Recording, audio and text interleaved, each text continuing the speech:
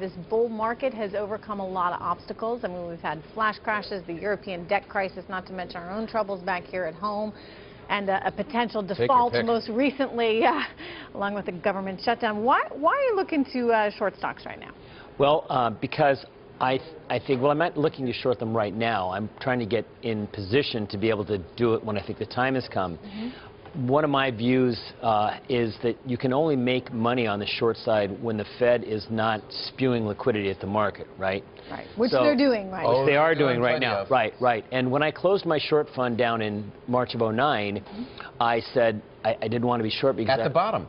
Well, it turned out to be pretty good timing, but I didn't know it was the bottom. Anyway, I knew that the Fed and the other central banks would make it impossible to make money on the short side, and I felt that somewhere down the road, the bond market or the currency market would, quote-unquote, take the printing press away from the Fed. And when that happened, I wanted to come back and short stocks because it'd be easy to be short. But the expectation now is it's not going to happen. Oh, the Fed is never going to stop QE, okay? The bond market is going to stop them, in my opinion. So there's a breakdown that's happening. I think that everyone thought that the 10-year and 30-year and longer-term rates rose in the last 6 months because of taper. I never thought they would taper, and now they're not tapering, but rates haven't come back to where they were. My belief is the bond market is in the early stages of misbehaving. In other words, it's not going to do the Fed's bidding as the bond market has done before. So there are quite large ramifications if the Fed can no longer try to print us to prosperity.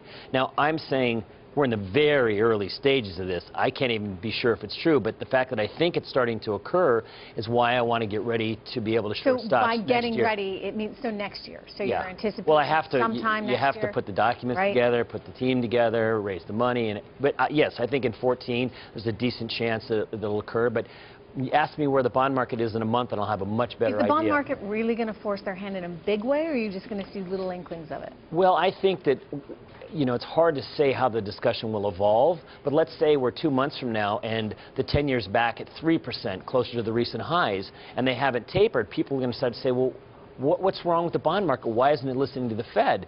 And the obvious answer is no one with any investment dollars really wants to own a 10-year at 3% yield, given what's happened to the currency and the underlying rate of inflation. It's just people buy them because it's an asset class. I mean, would you really want to lend me money for 10 years at 3%? No, I would not. Is this, by the way... Even if my credit was good enough. Yeah, and you're a nice guy, and I've known you a long time, but I still wouldn't you loan you 3%. Hey, is this a global thing? In other words, the Fed's losing control of the bond market. Mario Draghi's ECB will lose control ultimately in Europe, and on and on? I think so, and actually the first market that misbehaved were JGBs in Japan. You know, the Japan's shooting for 2% inflation, and they've come back under control a little bit. I think you can look at the UK, and it will be everywhere. Ironically, the ECB is probably the least maniacal about its money printing of all these guys, but in the end, it's going to affect everybody.